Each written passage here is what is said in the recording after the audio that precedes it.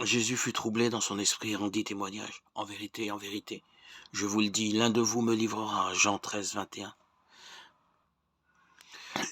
L'esprit permet à l'homme d'être en relation avec Dieu. Jésus vivait dans une relation permanente et heureuse avec son Dieu, son Père.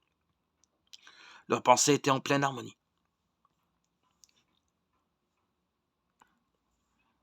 On le voit souvent en prière. Il prie dans un esprit de louange, de confiance, d'obéissance et de soumission.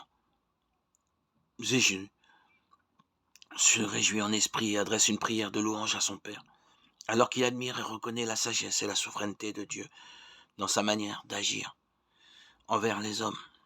Luc 10, 21. Jésus frémit dans son esprit et se trouble au tombeau de son ami Lazare en constatant le terrible pouvoir de la mort sur l'esprit de l'homme. Jean 11, 33. Juste avant d'aller à la croix, Jésus réunit ses disciples pour un repas d'adieu. C'est la dernière Pâque qu'il célébrera avec eux. Chose terrible. Le traite est à table, lui aussi. Oui, Judas a vécu 3 ans dans sa compagnie.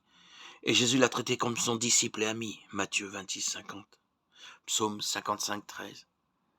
Mais dans un instant, son disciple va le trahir pour 30 pièces d'argent.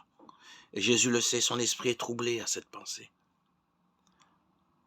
Enfin, les heures de la crucifixion se terminent. Jésus a poussé un grand cri, c'est accompli. L'œuvre que Dieu lui a confiée est achevée, le problème du péché est définitivement résolu. Alors, dans une paix parfaite, il baisse la tête et remet son esprit.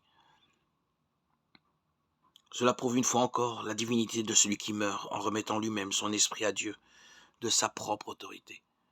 Quand donc Jésus prit le vinaigre, il dit « c'est accompli ». Puis ayant baissé la tête, il remit son esprit.